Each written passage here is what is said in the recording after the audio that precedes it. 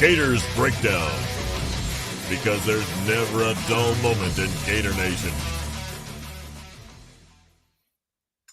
The Gators Breakdown podcast is ready to go. I'm your host, David Waters. You can find me on social media at GatorDave_SEC. Back on our Monday night edition episode with co-host Will Miles at Will Miles SEC. Find him at Read and Reaction. And Will, last week when we got together, Billy Napier was talking about this could become a multiplier after beating Texas. It did not. It was time zero because Florida did not follow up the Texas win with the Texas A&M win. Gators go down to the Aggies there in College Station, get the fourth loss of the season. Gators sitting at 2-4 now.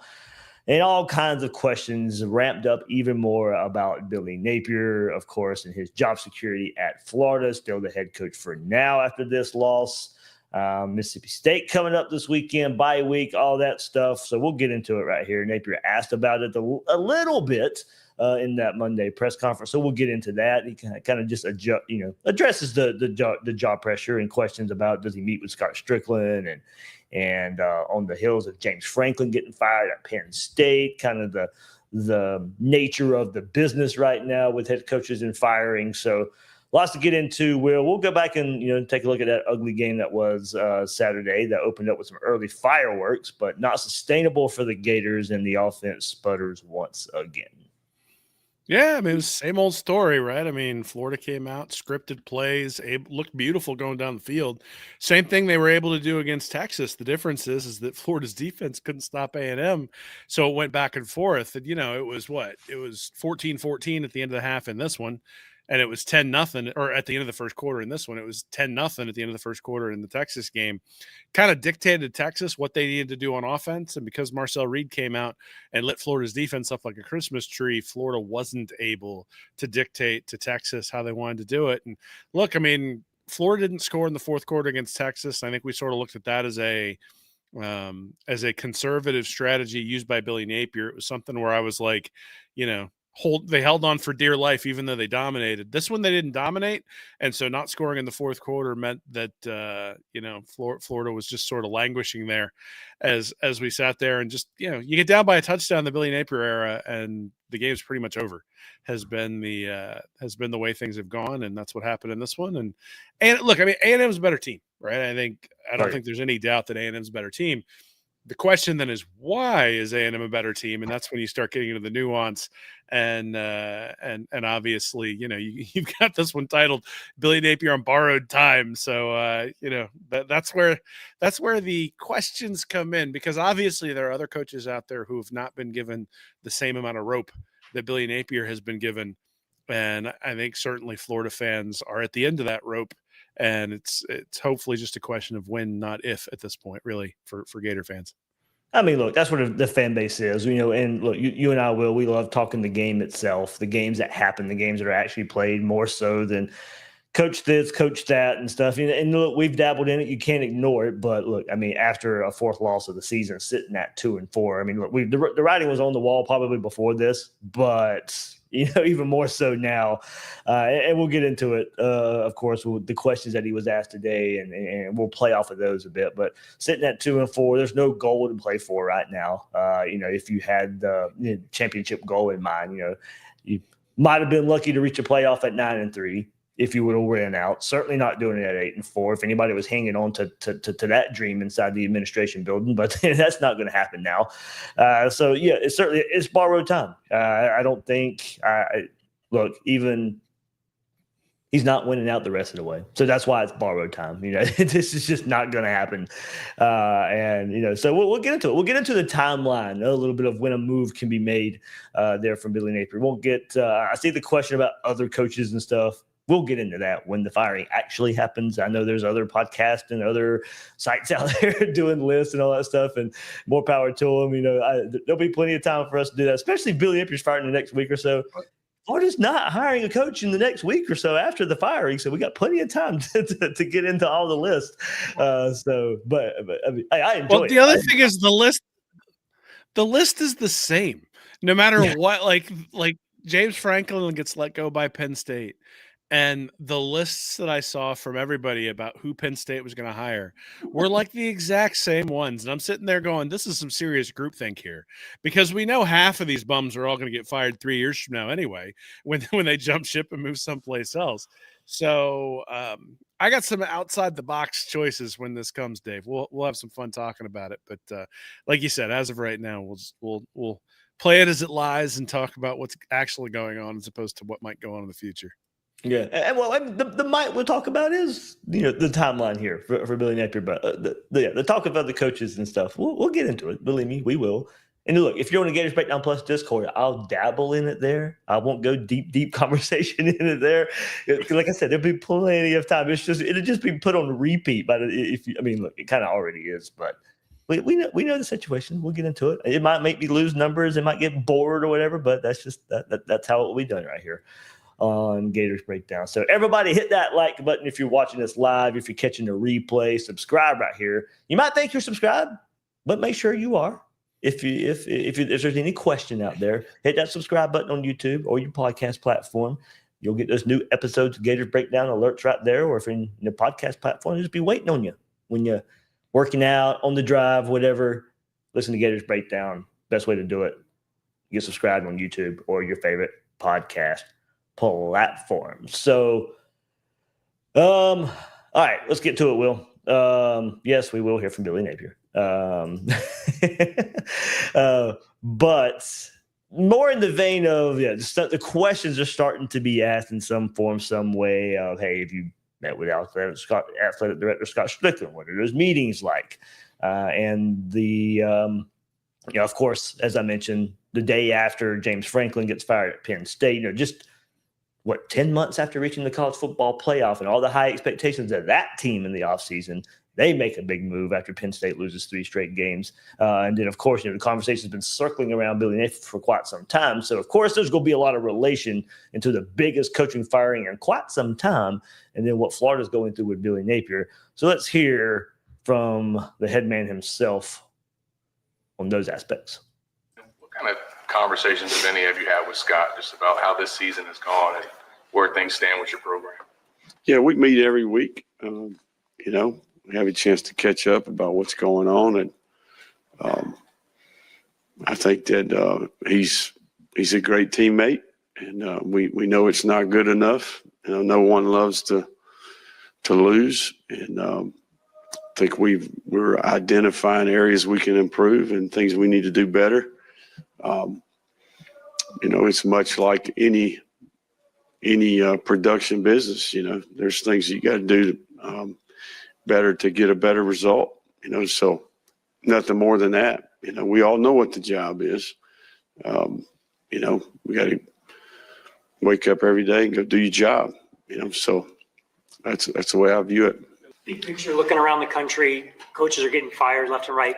Is it eye-opening when a guy like James Franklin, who made the playoffs, 10 months ago, gets whacked after, a couple of back-to-back bad games? Look, I don't think anything's changed. I think that happens every year. It's what we sign up for, right? They pay us, they compensate us well, so these are challenging jobs, in today's climate in particular. So, look, we're all men. We're all competitors. We understand we live in a production world, and you got to produce, right? So there's no running from that. So it was that way when we signed up for it in the very beginning. They used to not pay us as well as they do now. So, but when you do get compensated and the amount of revenue that's generated in our game, I think the compensation, it's fair. I have no issue with that. I think if you're at a place that doesn't have high expectations, then how much fun is that, right? So the challenge of playing against the best is why you do it as a competitor, right? So to see if you can do it, there's I think there's a leadership challenge, there's a competitive challenge, there's a strategy challenge. So And look, we're at the top of the food chain here. We play against the very best every week. So Penn State's no different than that. Top of the food chain, Will, but don't act like it. Florida hasn't been near that under Billy Napier's tenure here at Florida. And this was the year we thought there might be a chance to get up to that level and some of the expectations coming into this season. And look, here he is talking about, meeting with the athletic director, and here we are in year 4 about addressing problems and addressing issues and looking for solutions. And, you're sitting at 2-4 looking for these things in year 4 with the expectations we had coming into this season. So, I mean, look, questions like this are only going to get asked and get ramped up as, the results on the field continue not to match up where the high expectations he talked about. I mean, none of this is unfair talk. None of these are unfair questions. None of these is, this is not bad pressure or anything like that. This is year 4. You're going to have these types of questions, type of pressures week in and week out now. It's only going to mount as these losses continue to add up. So, yeah, anything catch your ear from there? I mean, not a whole lot said, but the meeting with the AD every week, people will kind of roll their eyes at that too because they think the AD is part of the problem with Scott Stricklin and maybe prolonging this longer than it should have. But I'd like to be a fly on the wall with those in that office and what the conversation is between the two. Yeah, I mean, I think the only thing that caught my ear is that, he talked about being a competitor and how this is why you want to be a competitor, because you want to play these teams every week and you want to run this gauntlet and all that sort of stuff. And I guess the epitaph on Billy Napier's career is going to be that he was quite capable of talking about being a competitor, but when it came time to be a competitor on the field in a game that he knew he had to win, right? I mean, he's sitting there looking at this game saying, I have to win it. And then he just settled for a field goal down 10, right? Like 3rd and 8, 3rd and 6, whatever it was, hands the ball off, gains 2 or 3 yards, puts himself in better position for a field goal and kicks it. And at the end of the first half, he gets to 2nd and 1 after a 9-yard run by Jaden Ball with like a minute 20 left. And they run the ball for 3 yards from the 50 to the 47, run 20 seconds off the clock, and then from there go 3 and out and punt it back to A&M instead of ever taking a shot, which has been one of my criticisms all year, is there's been a lot of times where he's had 2nd and 1, 3rd and 1, and just hasn't been willing to take the shot. So, he can talk about being a competitor, and maybe he is really competitive and it just burns at him that he gets beat every week. But the reality is that the things he can control, like, he can't control necessarily like how DJ Lagway is going to read his offense, right? Like, he can in some ways because he's the coach, but if Lagway's making mistakes, like, sometimes it's the player, right? Yeah. But the things he can control when he's on the field, the timeout usage, the play sequencing, which is something I've been talking about and Bud Davis has been talking about for a while. The aggressiveness. Well, one of the things I posted during the game was that running the ball on 3rd down, on like 2nd down to get into 3rd and manageable, or 3rd down to get in 4th and manageable is not a good way to coach in 2025.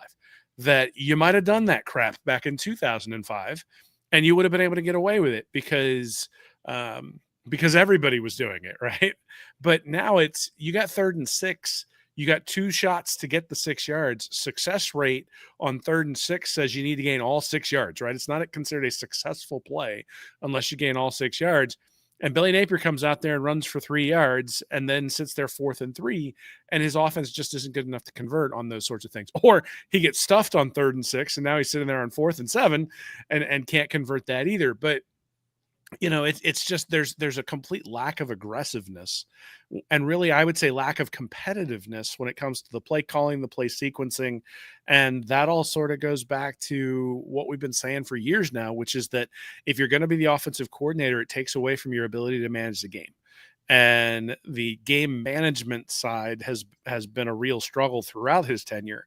And now with all of his guys in place, you got the 2 offensive line coaches, and the offensive line really has struggled. We're going to get into that too, we're going to get into that too, by the way, from some comments today. Right. So, I get that's the thing that stands out to me, right? Is that you can stand up there and give me your jazz hands, as Kempo says, and talk about competitiveness. But competitiveness isn't talking about it. Competitiveness is about going out there and actually showing your team the confidence in them that you're going to say, look, DJ Lagway, you may have failed the last 6 times on 3rd and 6. I don't care. We're going to put the ball in the air because that's what you have to do to be successful. And so we're going to do that. Or it's challenging the offensive line coming out of the half and saying, you guys sucked in the first half. We're just handing the ball to Jaden Ball 3 straight times, and you guys have to earn the first down. Like, we're not going to give the ball to Lagway to bail you out on this. You have to go earn it. Like, at what point have they challenged the team and said, hey, go out there and be more competitive, be more physical than the other team? That was the thing that was impressive against Texas. And that was really what we thought was going to be the calling card of this team coming into 2025. It just hasn't been the case. I mean, they got, so I've taken some flack recently because I've been saying, I don't think this defense is as good as everybody else thinks it is. It's just, they've been so much better than the offense that we haven't really gotten on them. And look, when the rubber met the road in the USF game, they couldn't get a stop. When the rubber met the road here in this Texas A&M game, they couldn't get a stop either. Right. And honestly, in the fourth quarter against Texas, I was a little worried there that they weren't going to get a stop at the end. They ended up getting the stop and they were generating some havoc. And Texas has its own problems when it comes to the offensive line. But, multiple times now this year, Florida's defense has had an opportunity to get a stop and secure the game, haven't been able to do it. Multiple times they've had opportunities on, say, 3rd and 1, 2nd and 1 to take shots. They haven't done it, and that's cost them. And the only game where I can remember him taking a shot on a 2nd and 1 is the 3rd Dallas Wilson, the game against Texas. Turns out that's the game where they scored the most points. So, again, that's the thing that would stand out to me is that there's so I say this at work all the time in terms of like management and how like the difference between good management and bad management, which is, does the audio match the video, right? Like, does what you say when you get up on that podium reflect what we're seeing on the field on Saturday? And it doesn't, right? You got up there and you said, spot the ball. I don't care about the schedule. And then all of a sudden you get beat by that schedule. Well, these are some difficult teams. It's like, no, spot the ball, right? Like the only thing he should have been saying was spot the ball. And then he needed to go into the locker room and say, look, guys, this is unacceptable.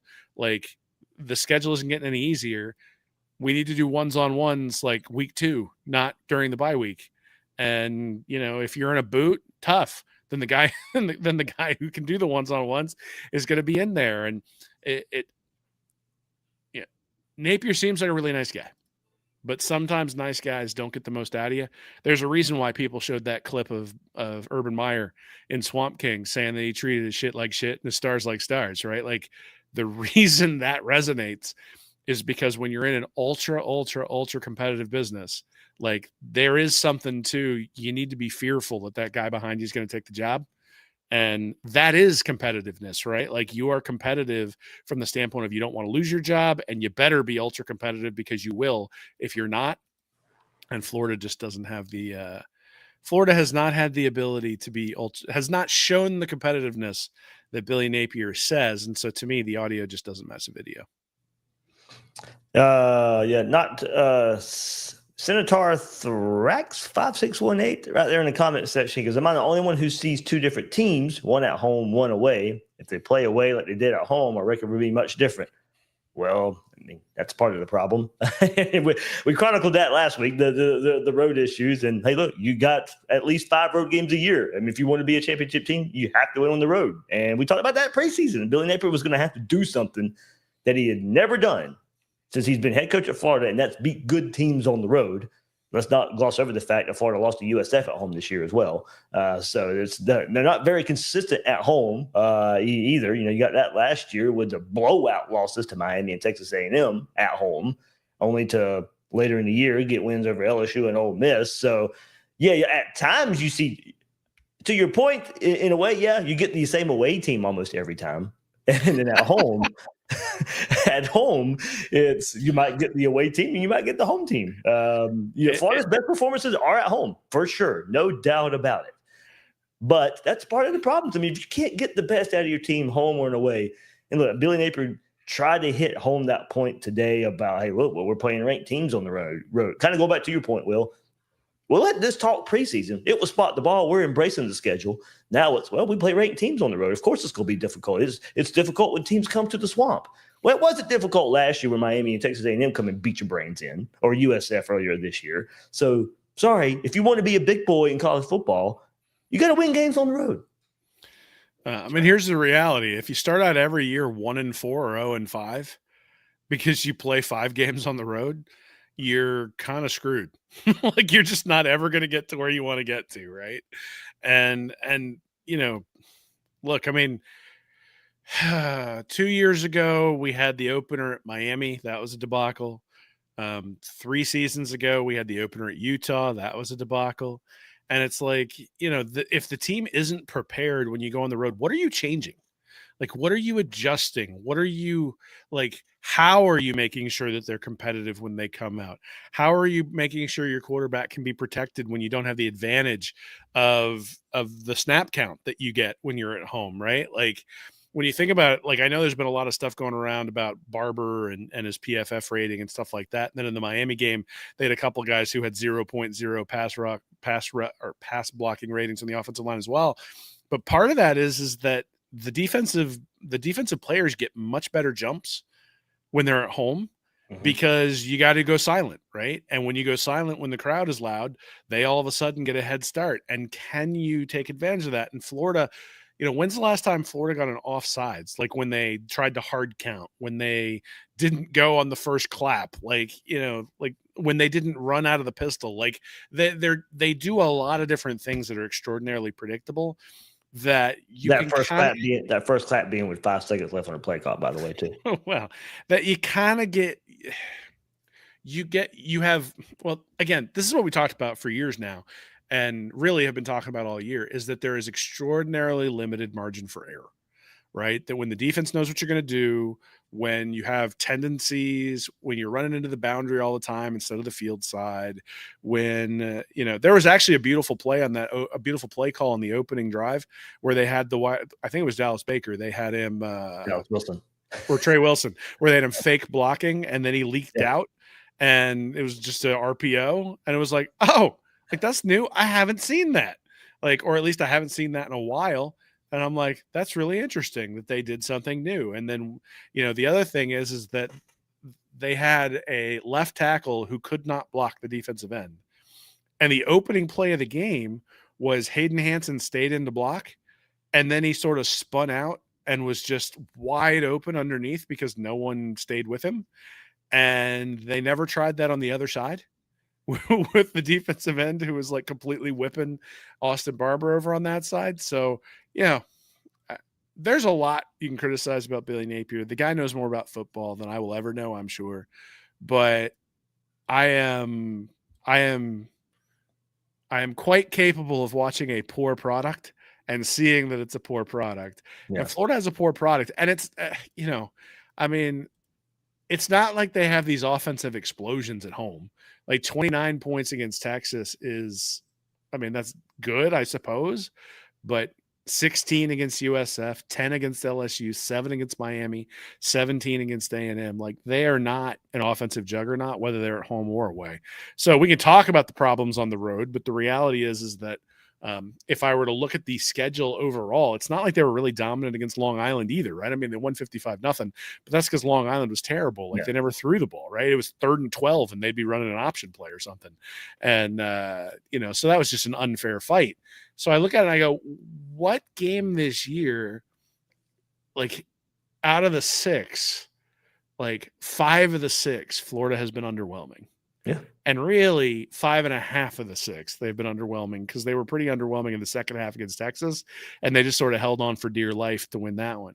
So which team is it? Is it the first half against Texas or is it everything else we've seen this year? And that's, fundamentally, if they were like 50-50, like if they'd have played a good half against LSU and a good half against Miami and a good half against A&M, not just a good quarter, and it was just a good quarter offensively, not defensively. If they'd have played a good half at each of these games, we could maybe say Jekyll and Hyde, they need to put it together, like all that sort of stuff. I don't see anything to put together. I see they got lucky in one particular game to jump up on Texas early, that Texas didn't have any answers. They happened to run up against a team that was willing to play man coverage the entire time. And that is something that, Billy Napier comes in after the first quarter against A&M and goes, well, they keep playing that tight man on the outside. We're going to keep throwing it out there. Didn't throw another one the whole game. So, either they decided they weren't going to do that, or more likely, A&M made some adjustments and Florida was unable to readjust to the A&M adjustments, which again, I mean, it's not like it's a secret on how to stop Florida. You stop Jaden Baugh, you drop in zones, you make DJ Lagway beat you, and you keep everything in front of you. And if you do that over and over and over and over and over again, like Florida will eventually, like Lagway will eventually miss a throw, or Florida will eventually get in a 3rd and 6 and will run the ball because they're stupid. And, those are just sort of the things that happen year after year, game after game, week after week. Happened again at A&M. And I mean, this was not a well-coached game by Billy Napier where his team got beat. This was a game where his team actually had a chance, and he didn't put them in the best position to succeed. And beyond just the fact that his guys should be better at this point, it's that in the process of like the game management and the things he can control, those are bad too. And why would they get better? They've been bad for 4 straight years. Right. So that goes to the next part, Will, of when to pull the plug. You just did a great job outlining it. Florida, great win over Texas. That was, like you said, mostly a great half of football. Every other part of the season has been pretty putrid for the Gators. So, the question now, after 4 losses, look, to me, honestly, I think he would have been fired had he lost to Texas, coming off of a bye week against Texas. That would have been your 4th loss already of the season. But you bought some time there. Bought some time with that win. Couldn't turn it into more. We talked about multiplying. That's what they talked about last week. Could not turn it into more. Loses to Texas A&M. And I think, there's a real chance, Will, that he's let go after Saturday against Mississippi State no matter what. No matter win or lose versus Mississippi State, this 4th loss takes you out of the college football playoff race, so that's gone. And then with a bye week coming up, a change can be made. That thought's out there. Can certainly ask the question, if a decision has already been made, then why not go ahead and do it? And I don't really have a good answer for that. But they love Billy Napier in that building and may just kind of give him some kind of swan song this weekend against Mississippi State in homecoming. But either way, we know it's over. Billy Napier's on borrowed time. And if you know a move is going to be made, then the bye week makes some sense, a lot of sense to get things in order before you play Georgia. Does it really matter in the grand scheme of things? No, not really. I mean, do you want to enter them in? Honestly, you want to do it for the players. The players still deserve a chance to go out there and win and put the best position in there to go out there and win. As we've seen with UCLA, that can be with a coaching change. That could be with an interim. That could be a different play caller, and things start to change. So you don't have to hang on to the head coach to give the players the best chance. You can make a move, and the best chance can come from that. So, that's to me the hang up in some of this as far as a timeline goes is do what's best for the players, and that can be off of this coming up game against Mississippi State and a bye week before Georgia. But I can see it, Will, with everything you just kind of laid out, how this season has played out. It doesn't matter win or lose Saturday. You can make this move after the Mississippi State game on Saturday. So this could be it. This could be Billy Napier's last game. This could be a swan song. And win or lose, that would be the right decision. I mean, I don't care, right? Like I just sort of look at it and I'm like, I am a process-oriented person. Like that is the way I think. I think it's the right way to think when you're looking at the long-term success of your program, which is one of the reasons why all the people coming out of the woodwork to defend Dan Mullen now drive me crazy, because it's like the process there was broken. And so you weren't going to get to where you wanted to be in that particular instance. And you took a shot. You got rid of him. You brought in Billy Napier, and that has not worked out. But that doesn't mean it was the wrong move. It means you chose the wrong guy. And let's be honest. I mean, that means you made 2 wrong decisions in a row. Well, but let's be honest. Like Penn State, like for somebody who lives up in this state, right? I know a lot of Penn State alums. People here were happy that he was gone. Right. And they were happy that he was gone because they had gotten to a point where they were sick and tired of losing to Ohio State and Michigan and losing to Oregon and losing those top 10 battles. And it was time to go. So again, they made a process decision. Now, 6 games in, you could argue whether that's a good or a bad thing, but there is a process associated with that, which is that they think they can do better. They don't think that Franklin's going to get them to where they want to go. And so they're willing to go take that risk that things might fall apart, right? Because look, irrespective of whether getting rid of Mullen was the right move, clearly Napier has put Florida in the wrong direction when it comes to at least W and L's on the field. So there's a risk in making a change, absolutely, but that risk comes with it the reward, which is the thing everybody ignores when they sit there and go, just give him another year, just give him another year. Like they ignore the Todd Golden part of it, right? Which is that if you get it right, well, you don't have to sit there in mediocrity anymore because you got it right. And so I think imagine if Georgia never fired Mark Richt.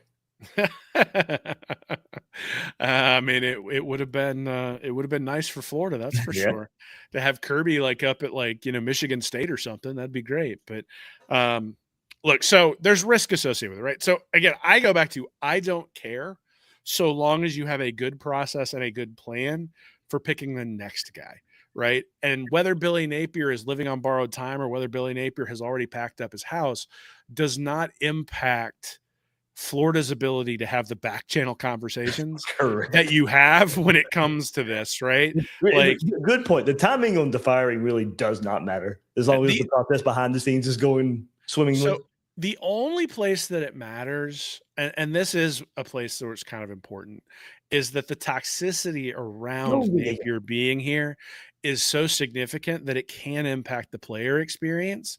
And I want to be very clear. I actually am very impressed with the way Florida has hung with some of these teams, considering some of the limitations that Napier has put on them, right? Like they have been in each of these games. Napier's right when he says they've been in each of these games. And he's going, we just need to, one of the things he said today was, we just need to learn how to win. We need to learn how to close. And I'm going, well, if you'd have made a few different decisions on the field, they would have won. Like you need to lose. You need to learn how to win. You need to learn how to close. You're not helping your team get to that spot. And so, look, again, I go back to whether it's October 20th, whether it's November 20th, whether it's December 20th, doesn't really matter. This first, and everybody will be like, recruiting. The first recruiting class does not contribute significantly to your rebuild. Now, the NIL might change that a little bit from a transfer portal perspective, but the transfer portal's in January. And so you don't need somebody in place for that early signing day. And look, I still think recruiting is important. I still think, I'm one of the people who's been pushing that for years. To be clear, you're talking pure high school transition class. Yeah. That class, when you look at all of the teams that have gone through coaching changes over the years, that first class is not critical to building a championship team. It's the second class that's critical to building a championship team. So if Florida needs to take an extra month to figure out how to get their front office in line with their head coach that they're going to bring in, if it takes another month, like if you had to wait for an NFL coordinator, for example, in order to get done with their playoff run to bring them in, that would probably harm 2026, no doubt. But at the same time, I think it might be worth it if you get the right guy in there to really drive home that second class. And make no mistake about it, like making a change does mean Florida will probably take a step back in 2026. Like you look at Elko at Texas A&M, like that team was wildly inconsistent. You look at Kirby at Georgia, the first year he was there, that team was wildly inconsistent. They lost some ridiculous game against Tennessee that year. And I think they lost to Vanderbilt.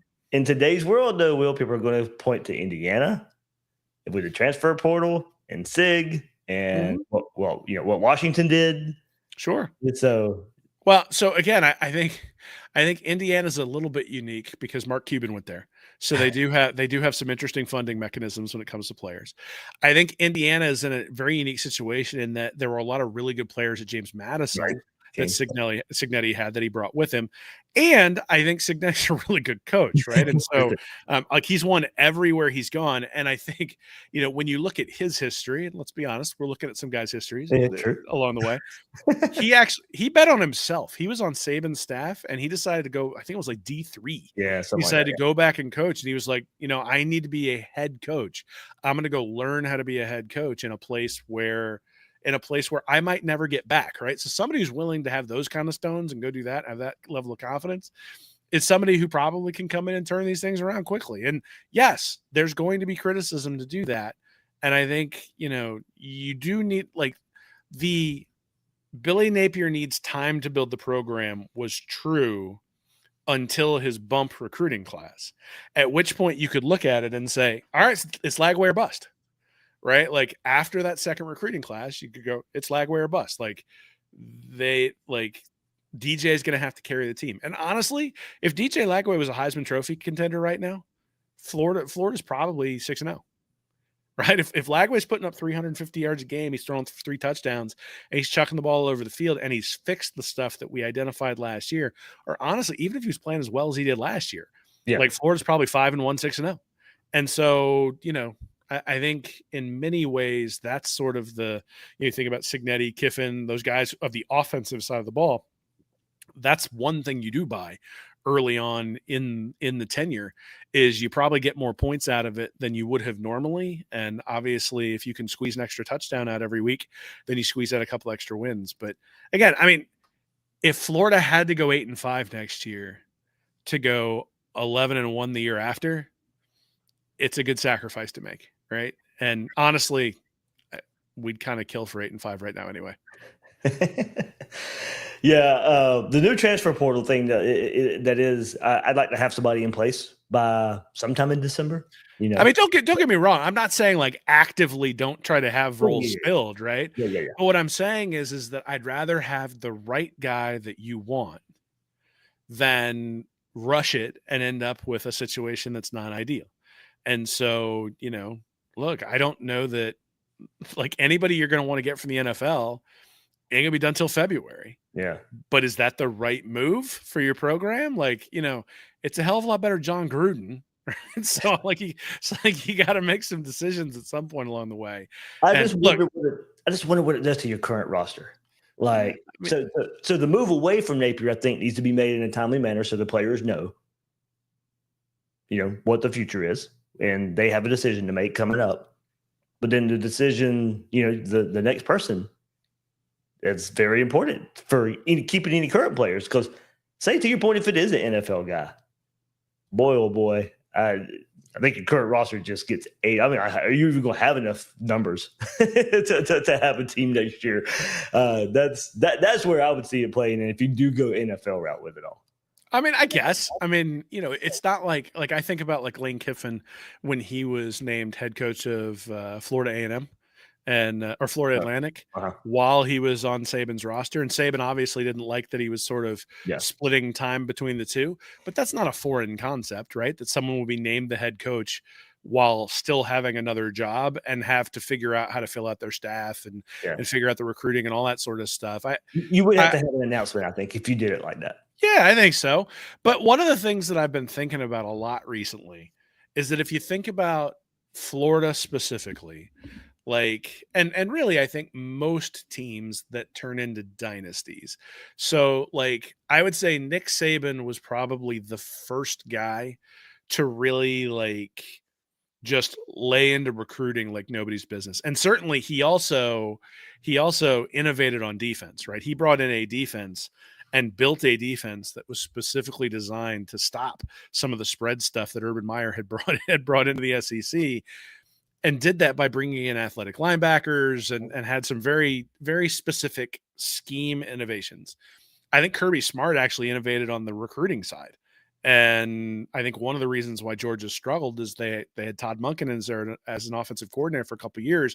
Before that, offense struggled. After that, offense struggled. I think that is tied into the recruiting innovation that Georgia had, but not necessarily offensive innovation that Georgia had.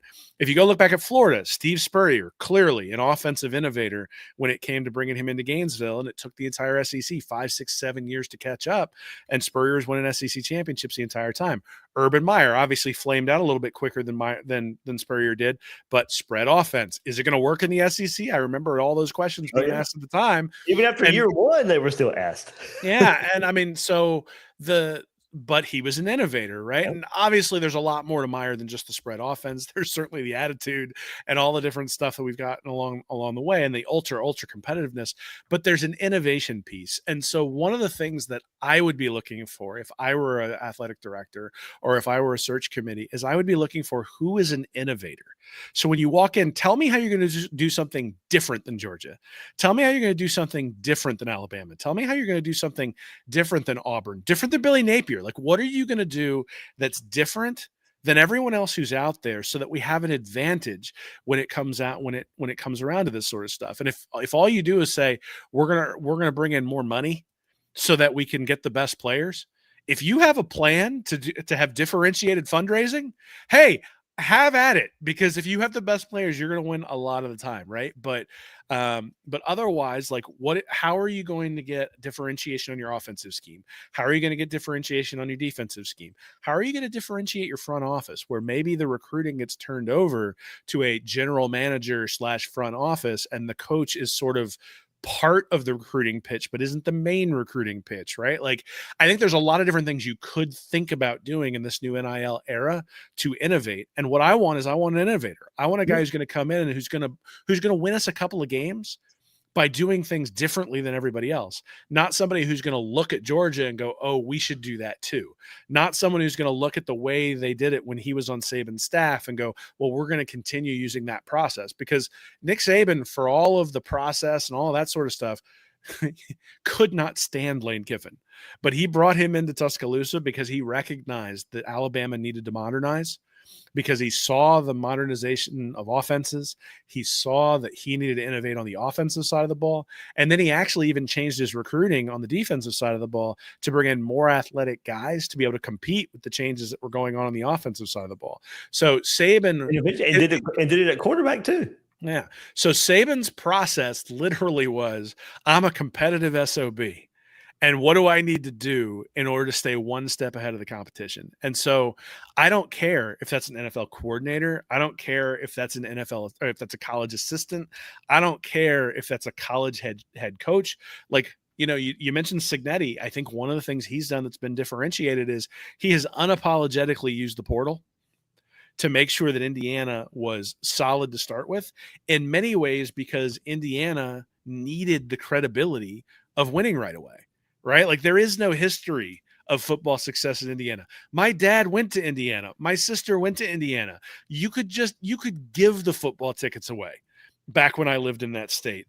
You couldn't give a basketball ticket away to save your life. Like, you try to get a ticket in the basketball stadium, not a chance. And those people they'd trade us Kurt Cignetti for Todd Golden straight up right now. That's how basketball crazy that place is. So, maybe that should be the approach. That's the innovation that we need to have on the Florida football side. Just Golden for Cignetti straight up. But again, I go back to, I want someone who looks at how do we generate an edge in every single area of our program. And if I think about the area, we don't have one right now. I mean, I'm not trying to joke, but I mean, it at least starts there, Will. I mean, in today's college football with roster change and stuff, now I love your part about the transfer portal and finding a guy on the sideline who can be a difference, because with the roster change now, that's more than it's ever been. You're going to need somebody who can do that. But man, I mean, I'd take one edge right now. Kind of like going to your point with Spurrier in the offensive savant, an excellent play, elite play caller. Saban, elite defensive mind, and then you can just build off of that. But we need somebody who's at least known for one aspect. Well, I even look at the small things, and this is going to sound really self-serving, but I don't mean it for me at all. So if I were in charge of a program, Bud Davis would be on my list of consultants. I'd be sitting there going, scrape all the data. Like, what does it cost me to get you to do consulting work in order to come in and challenge the assumptions that I make, because I'm here on a day-to-day basis? Well, on the same campus, Todd Golden does that. Yeah. They literally can walk down a hallway and say, what can we do in this model for football? Yeah. Well, so maybe we should hire Golden. Remember a few years ago they were doing the like at Michigan State, the rumor was they were going to let Tom Izzo take over the football program. Hey, you know what? Like, as ridiculous as it sounds, and as much criticism as Florida would receive if they did it, I would respect the stones of someone who said, you know what, this is different, and we're willing to try different. And, now I'm not sure that we have the athletic director to be able to try that. And I'm not even sure that's even remotely close to the right thing to do. In fact, that's probably on par with me claiming Kadarius Toney should be the starting quarterback. But I think it's good to have people in the room who will say crazy stuff so that you can go, well, that's a bad idea, but what if we did it this way? Right. And that's where all my best ideas, I spent most of my career in research and development. All of our best ideas come from sitting in a room and going, here's the problem we're trying to solve. Let's throw some wacky stuff up against the wall. And then let's go, well, that's stupid. But what if, but I see where you're going with your brain there. What if we went in this direction? You need people like that. Now, you need people like that in March. Right? Like when it comes time to actually put the rubber to the road, make sure the guys know what they're doing. Like you definitely the X's and O's guys. But I would be fully in favor of if Florida decided to announce that they were going to have a coach who was just X's and O's and that recruiting was going to be specifically allocated to a department that was led by somebody else. And it's like the coach and the recruiting department were going to work hand in hand to have the right personnel. But, at the end of the day, the personnel side was not the new head coach. That at National Signing Day, the head coach stood next to him while the recruiting guys sitting there going, yeah, these are the guys we brought in. I haven't seen that done. I think it's an interesting approach. I think having someone, you got Dan Mullen fired, asking him about recruiting season. And I'm sitting here going, it's 24/7 at this point, right? Which means, do you have time to think about X's and O's? Do you have time to think about what you're going to do on 3rd and 6? Do you have time to think about what you're going to call on 2nd and 1? All those sorts of things. I think, again, this is all crazy stuff but all things that I think should be on the table because college football is changing at such a pace that if you just sit there and go, well, we did this in 2020, it's like, sorry, 5 years ago was a long time ago in college football. Yes. 6 months ago was a long time ago in college football. We didn't have revenue sharing. We didn't have only one portal. We didn't have, they just updated it. Now you've got 5 days after the new coach is hired to transfer as opposed to the 30-day window when somebody is fired. College football has changed considerably in the last 6 months. And it's not done. No, it's going to keep changing. You got to have somebody who has foresight and who can look ahead and be creative. I mean, you're right. That makes sense. It don't. Wow. That was good. Will with the homer there. Oh no, I was doing my jazz hands. Just trying to, if that makes sense. We've reached that point now, fellas. Well, I mean, we thought we were going to talk about Billy Napier, Florida, and all of a sudden I'm listing coaches. So. Yeah, I know. There we go. Well, that's how we differentiated. Let's go for it. Differentiated. There we go. Like I said, doesn't matter when to me. Just make sure you get it right. Yep. Like I said, borrowed time. I think it happens pretty soon. I will not be shocked, surprised if it happens after Saturday's game. If it happens on Sunday, win or lose against Mississippi State. So there we go. We'll see what we're talking about next week at this time. Hey, we got to get into some revelation today, Will. I mean, we kind of knew it, but Billy Napier said it for the first time. DJ Lagway's limited, can't really run the ball. How that's affecting the offense. And we'll quickly hit on the offensive line struggles as well. But before we do, guys, it's time to get on the action at MyBookie if you haven't done so yet. Gators host Mississippi State and are favored by 9 over the Bulldogs with an over-under of 51.5. What do you think? What do you think out there? Can Florida cover the 9? Mississippi State come in here and upset the Gators in the swamp? Well, you can bet it at MyBookie. You get one account, one wallet. You can bet on football all weekend, then spread some to the casino games that get there. Go hit those slots. You don't have to switch apps. You don't have to jump to another platform. Just straight up action at MyBookie. The NFL action too. You get game lines, player props, super contests, survivor pools. Go bet it all at MyBookie. And if you're new to MyBookie, use our promo code Gators, and your first bet up to $500 is fully covered. You make your play. If it don't hit, you get it right back with a bet back bonus. No stress, just a one-time rollover on the return bet, so you're free to reload and keep firing. So sign up at mybookie.ag with promo code Gators and claim your bet back bonus. There we go, Will. Mississippi State's, like I said, 9.5 or 9-point dogs out there on my bookie, 51.5. Yeah, so what is it? The blood bank guarantee? Is that what Clay Travis does? I can't remember the Will Miles blood bank guarantee. That Florida's averaging 15.8 points per game against FBS opponents this year. So to be favored by 9 points would mean they'd have to hold Mississippi State below a touchdown if they have their normal offensive output. Like 9 points is a lot for a team that, I mean, so Mississippi State beat Arizona State. Mm-hmm. They beat Southern Miss pretty badly. They gave Tennessee all they could handle. Coulda, shoulda, woulda won that game. And then was that in no? I think that game was at Mississippi. No, that game was in Mississippi. Okay. And then they got mauled by a Texas A&M team that just mauled Florida too. But we did that last week. Texas A&M didn't pull away until the fourth quarter. Yeah. Well, and the Mississippi State defense has been pretty good, right? So if you're this one's tough, man. Like, this is not a game where this is not Florida's 4-2 and has had a couple of tough losses. And we're complaining about Florida being inconsistent like we did in like Ron Zook's era and that sort of stuff. But that team could pull out an upset at any time. This is a 2-4 football team going to play a 4-2 football team, and they're 9-point favorites. Why?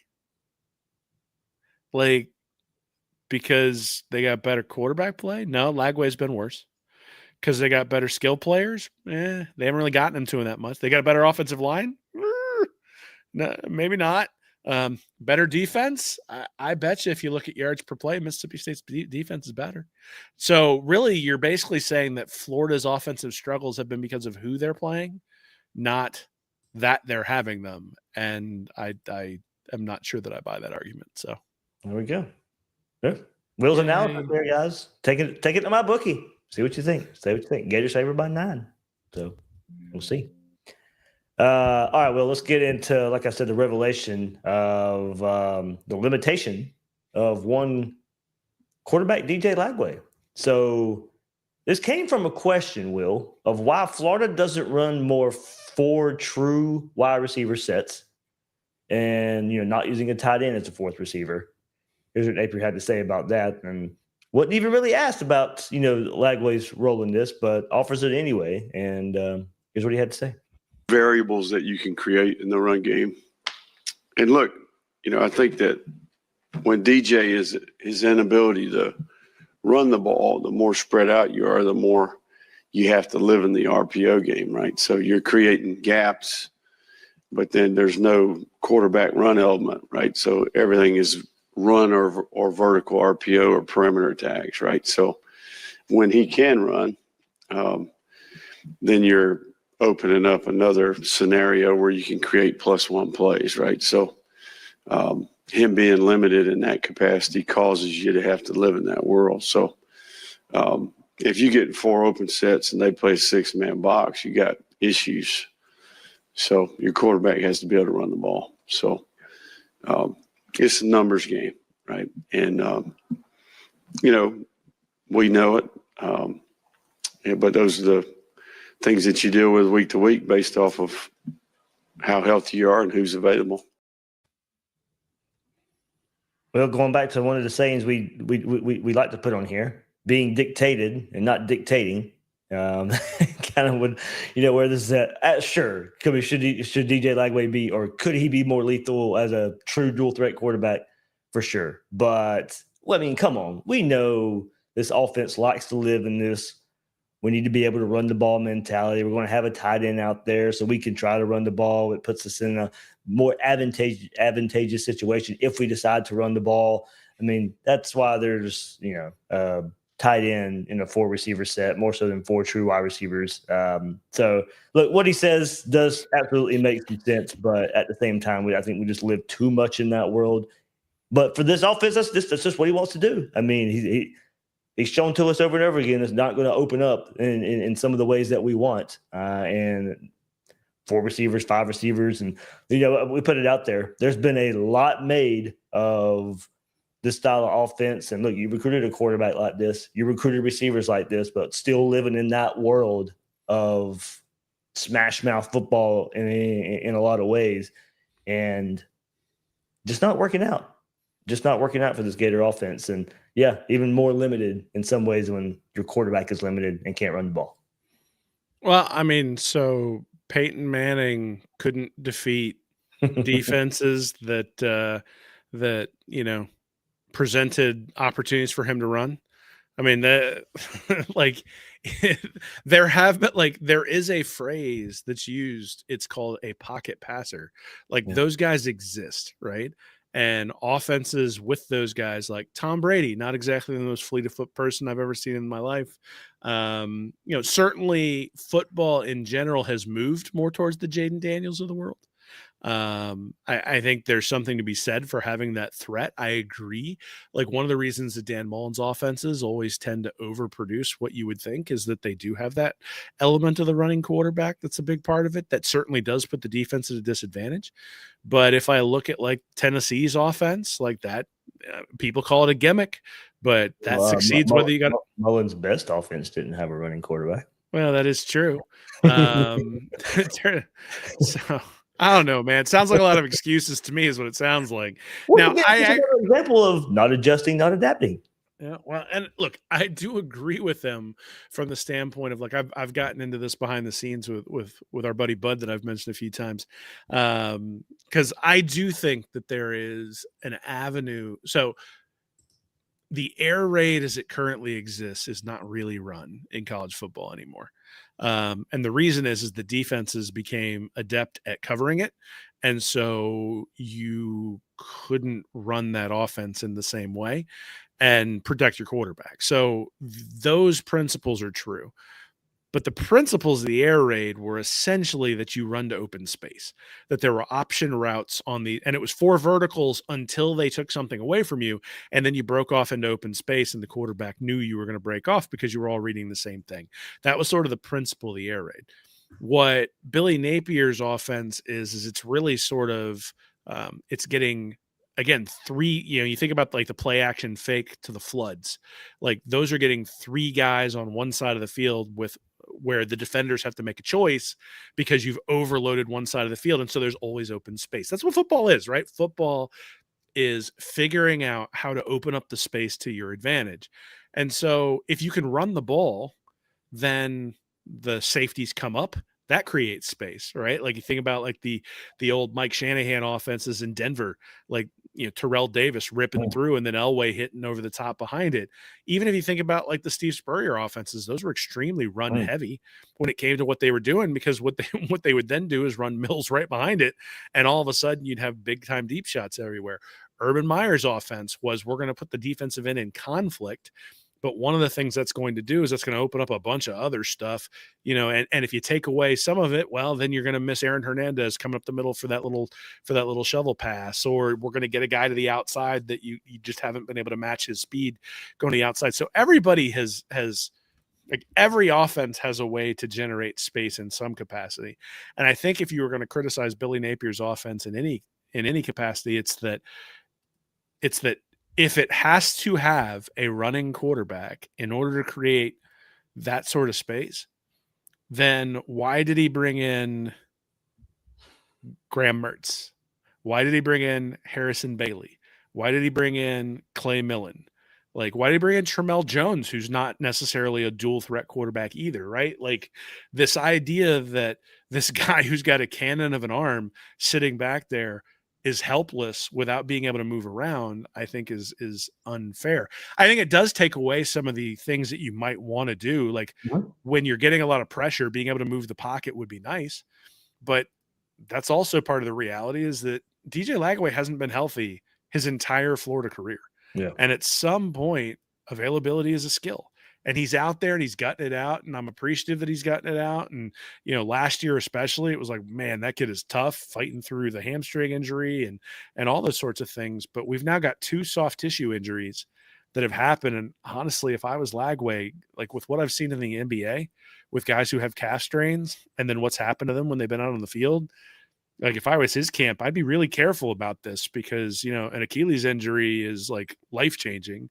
A calf to be able to beat Mississippi State, how important is that? So I think we need to be appreciative that he's out there. At the same time, my quarterback can't move, so the offense is completely stagnant is not a convincing argument. Or, I mean, it is a convincing argument. It's an argument that we should probably have a more innovative offensive coordinator.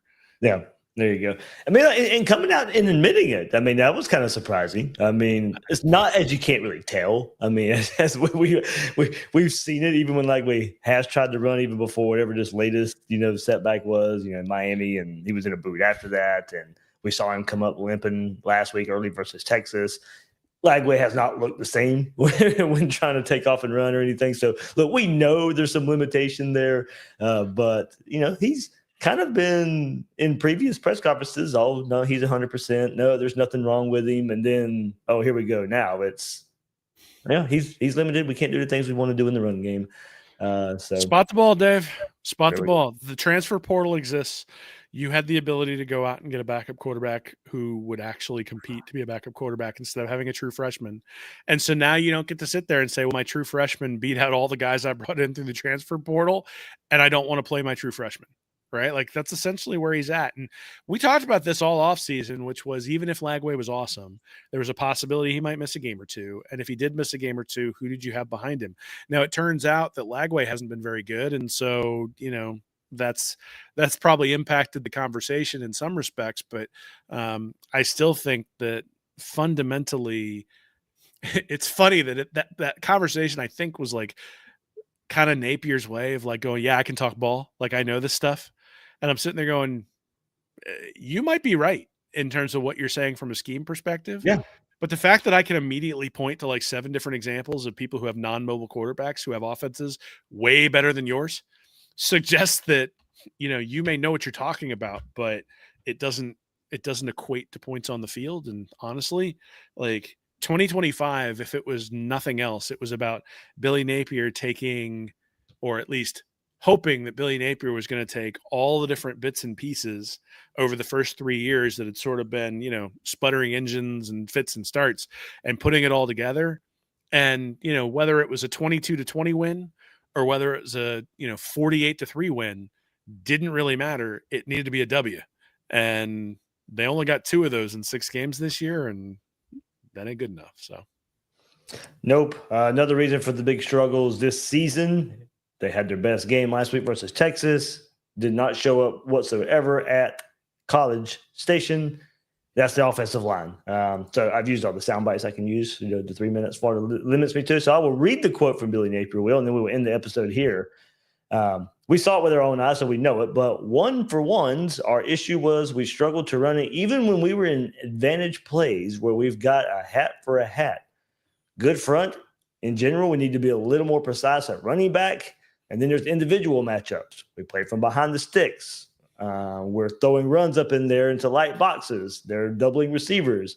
And it's 2nd and 8 or 2nd and 7, or we're throwing it and we're struggling to protect the quarterback, or quarterback's getting hurried and it's a sack.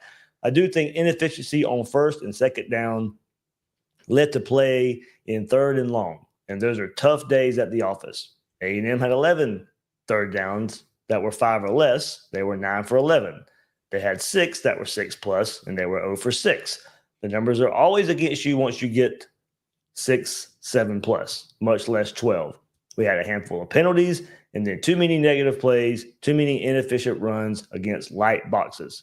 They loaded the box early, and we threw it outside and attacked the corners, and then they started doubling those guys, mixing in some post-safety zones. In general, those are your typical week-to-week matchups. You got to win your fair share. So, Will, we saw it on display. Offensive line, just beat up front over and over again, especially at left tackle and Austin Barber, struggling to get anything going. Played their best game last week, and that's a pretty good Texas defensive front as well. But we wondered what would be repeatable from Texas to Texas A&M, from going from home, from going to on the road. I thought they'd struggle up front. I didn't think it'd be that bad. It was that bad. And just A&M just completely owning Florida up front. Couldn't get the run game going, as he said. There was a lot of times when you just couldn't win their one-on-one matchups, whether it be pass blocking, whether it be run blocking, light boxes, and they couldn't take advantage of. And for an offense that's supposed to hang its hat on its offensive line and being able to take over games in that regard, It was nowhere to be seen Saturday night against Texas A&M. So another kind of disappointing showing by a group that we expected a whole lot out of. How many times they pitched the ball outside to get it to the edge? Pretty sure it's once, and it was on the opening drive. So they scripted it to get the ball out to the edge. But after that, I mean, it's funny because it was the same thing for the Miami game. The best drive they had in that game was they came out of the half, and all of a sudden they were running the ball to the edges.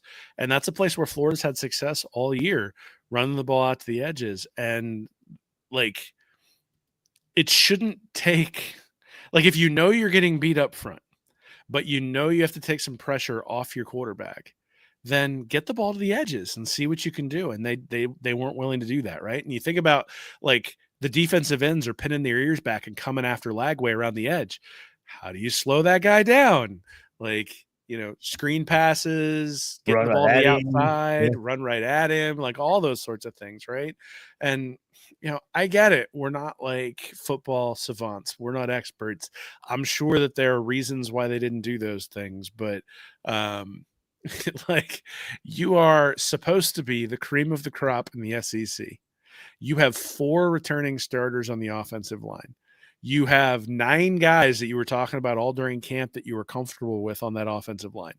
And you just got whipped for the second time in 6 games. And I would say more than just 2, but 2 specifically where you've gotten whipped by teams that are also elite, right? I mean, you think about Miami and you think about A&M, and those are teams that are probably going to be competing and may end up playing each other in the playoff, right? But that's where Florida wants to be.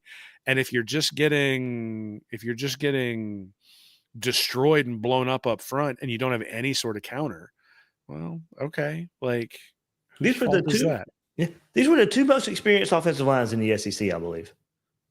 And one looked like they belonged and the other one didn't. Yeah, well, I mean, they looked fine the first 2 drives. They did. Right? So no third downs on that first drive, by the way. Well, because they were running the ball outside and they threw the ball a bunch, right? Like, and they got rid of the ball quickly, right? It was out of Lagway's hands right away, and you know, there is no defense. I have no defense. The idea that you would come out and basically go, yeah, my guys got whipped up front, and then not say, so we made this schematic adjustment and it helped give us some success, or so we made this schematic adjustment and it still didn't work. Like, you know, there's no right? This sort of goes back to the rant I had earlier about innovators, right? There was no real-time innovation of what do we do when the thing that we had in the first 2 drives stopped working. And they had no answer for what do we do when Lagway is slightly limited and can't run. They have no answer for what do we do when the offensive line can't get the same push. They have no answer for what do we do when A&M gets the ball and just decides they're going to run it down our throats for 8 minutes for like the second straight year or third. No, I guess that was 2 years ago that they ran the ball like, you know, straight down their throat for like, what was it, like 12 straight plays or something that they gave up a touchdown on. It's always something. Yeah. Always something with Billy Napier, and I was just waiting for them to get back in this one, and then the special teams to screw it up. But we didn't even get to that point. Didn't need a special team to screw up. Though I will say I'm a lot less comfortable with the punt game this year than I have been in years past. So maybe that's there's a lot of ones that just sort of go flying into the sidelines. You're like, wait a minute, like, how did we not pit them on that? But anyway, hey, we on this, I talked about this Saturday night, and it's just like, you know, if Billy Napier can't run the ball, Florida doesn't win.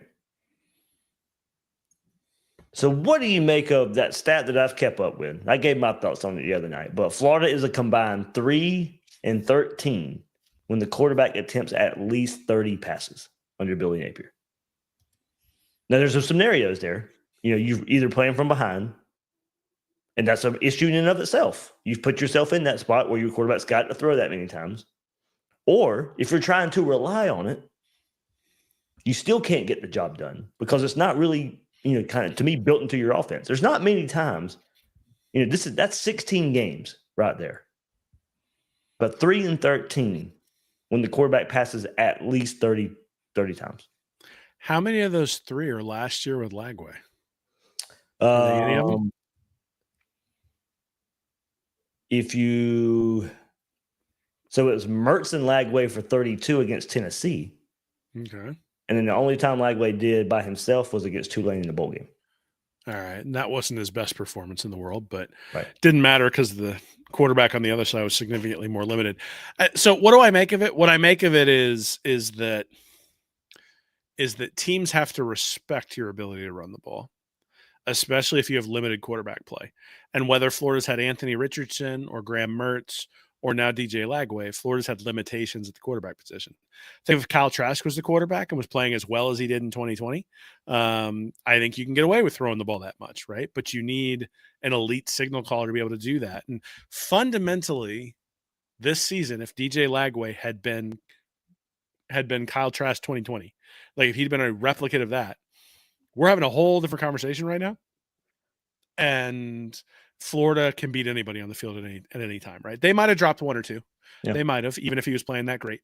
But Florida's in a much better situation, obviously, if Lagway's that good. And I think in many ways, that sort of, though, still comes back to your offensive coordinator. Like, you were gifted a guy who was in the top 5 of the NFL draft. Like, you'd say what you will about his NFL career, but certainly was just an explosive play waiting to happen on the offensive side. And I don't think that Napier was able to maximize Anthony Richardson. I think he was probably able to maximize Graham Mertz, but there were always limitations there. And then he certainly has not been able to maximize DJ Lagway. And so that's probably where I would go with it, is I would say, the reason you have to run the ball is because you're limited at quarterback and because your offense limits what your quarterback can do, and that you have to run it in order to open up explosive plays. And, defenses have figured out heavy box, drop into zone. Well, what happens if you run against the heavy box and you can run the ball against the heavy box? Well, now you can't play zone behind it because you got to bring extra guys up. And when you bring extra guys up, now you can take those deep shots, right? So the space that I talked about earlier, the running game opens that up. And if you don't have that, there's less space. And that's just true in any offense. Yeah, right. It forces them to play man. Once you start running the ball, Florida wants them to. And yeah, dude, I got to be honest. The fact that Texas played man is like coaching malpractice. Like the fact that they were sitting there just challenging Lagway the entire game. I'm like, this is weird. And A&M started that way. A&M started that way, but they were not too proud to adjust out of it. No. And look, Florida's defense made some good adjustments too to stop to stop A&M as well. But I know we hadn't talked about the defense at all tonight. Don't get me wrong; that was a terrible start for them too. And as you said, didn't come up in that 8-minute drive at the end of the game. But there were times, I think Billy Napier even said it, in the second half, Florida got 3 straight offensive possessions when they had a chance to tie the game, I think, or take the lead, and couldn't do anything. Well, again, I think this is one of those where we can break down every stat we want to break down. We can look at everything. And the reality is, thanks for trying, Billy. Yeah. And, we're ready to see something different. And I think he's ready to see something different. You can even see that in some of the press conference. It's no longer spot the ball. It's like he's not even really defensive anymore. It's just sort of, we played a bunch of tough teams. It's like, that one ain't going to go over well. But then again, he's not always been the PR marvel, so maybe he's not there yet. Well, I went through and tracked it before we came on live. There's only one game where Florida severely outpassed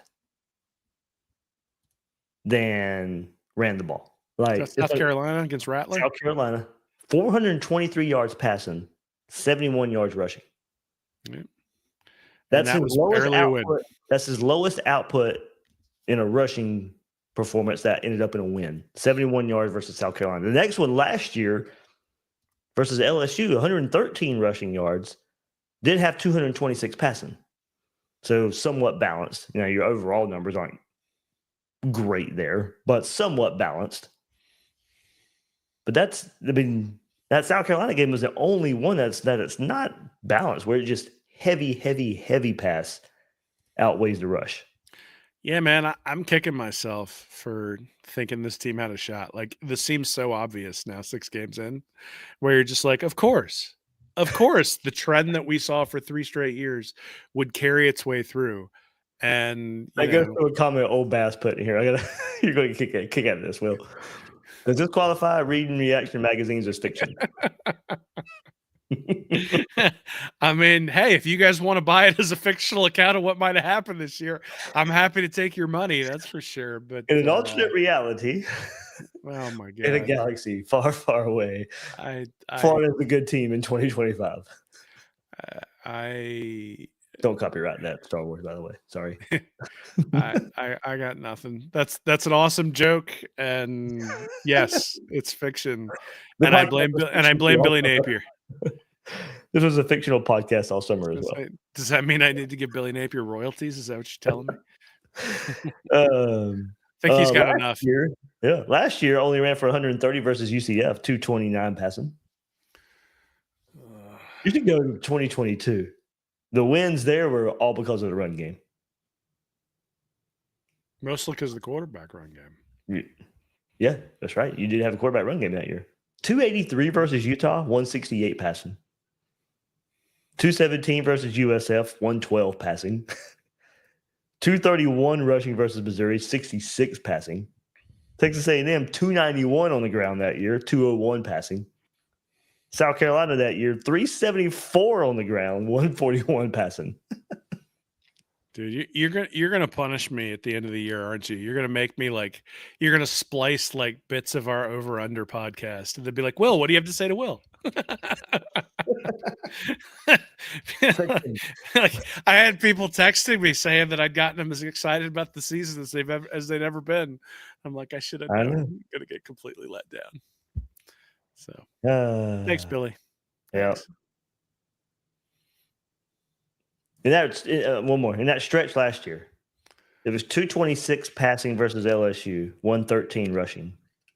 Ole Miss, 180 passing, 164 on the ground. 133 passing against FSU, 235 on the ground. And the Tulane game was 305 through the air, 224 on the ground. So, Dave, where were you with all these numbers last year or this offseason when I was coming up with all my hype to talk me out of it and be like, do you think this offense is going to run for 200 yards a game? No, I don't. Okay, well, then we probably won't have a very good offense. That would have been great. Well, that goes to the part why we're so disappointed, because we had talked ourselves into this talent overcoming. We all admitted there were the coaching issues there. We just believed in the talent. And turns out it's only, I guess you have to be a weird coach. Too many coaches don't do that. You have your Gene Chiswick's of the world, your Ed Orgerons of the world, where they just hit gold one year. And maybe that's what I thought this year would be for Billy Napier. It'd be an Ed Orgeron, Gene Chiswick type of year. And he can't get that either. So I'd take Orgeron in a minute right now to bring him as an interim. He'll crack some heads, man. There will not be offensive linemen getting their butt whipped multiple weeks. Okay.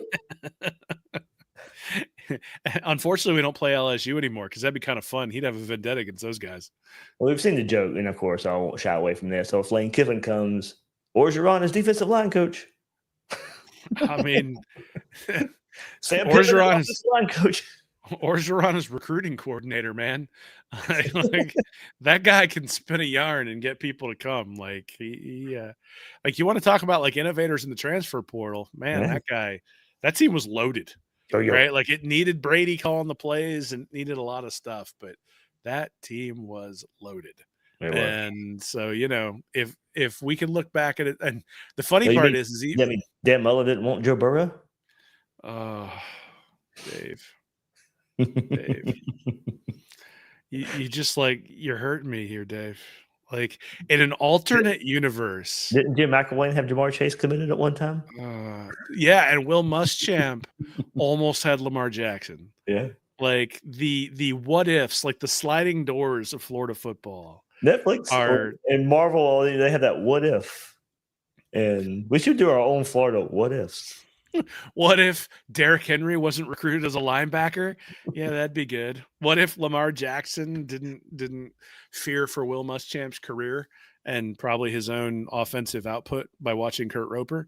What if Jim McElwain was not really weird? Jim McElwain didn't let go of Will Greer. That's like one of the what ifs. Yeah, perfect what ifs. What if you hadn't asked Dan Mullen about recruiting? These are all very important things that we have to explore. So, well, it's still my fault somehow, some way. All this is my fault. I mean, I blame you for this season. That's for sure. If we weren't around, Billy Napier would be 6-0 right now. That's the ultimate what if. If that makes sense. If that makes sense. Why did I should have just kept my normal accent. I guess it still goes with that. I don't know why. You and Billy both in the same place. Yeah. Got the same barber too. You wear it better. Okay. Good deal. Okay, there we go. Got nothing left, Dave. Nothing left. That's all we got. Yeah. Put a bow on this one. Good stuff, Will. And who knows? Like I said, next week we'll see. I think there's a good possibility. This no matter what happens Saturday, could be the swan song. Hey, never a dull moment. Never a dull moment. That's actually one of the problems right now is that it's quite a dull moment to be sitting here and just playing repeat every week. Like, well, we did a crappy job on third downs. We weren't aggressive at all. The offense was terrible, and the defense had a bad quarter. It's like, hey, welcome to the 2025 Florida Gator season. Pretty much in a nutshell, every game other than Texas so far. So, yeah. All right, well, that'll do it for this episode of Gators Breakdown. There is Will Miles. You can find him at Will Miles SEC. And I was going to ask you because it brought in my mind. You got busy last week, so you didn't put out a preview. Any, or you just kind of just skating by till something happened? No, I mean I had baseball going on. Like, geez, man, I got 4 kids, dude. This is. There are times where it turns out that they have stuff going on. So we had homecoming this weekend. We had for my daughter. We had a baseball tournament. It just didn't work out. So we'll have a Mississippi State preview up this week, probably. Probably. I'm remembering that probably. Probably a good thing to remember. All right, everybody. That's Will Miles. Maybe find him at Read Reaction this week as well. I'm David Waters. That's the Gators Breakdown at GatorDave_SEC. Guys and girls out there, thank you for joining us on this episode of Gators Breakdown.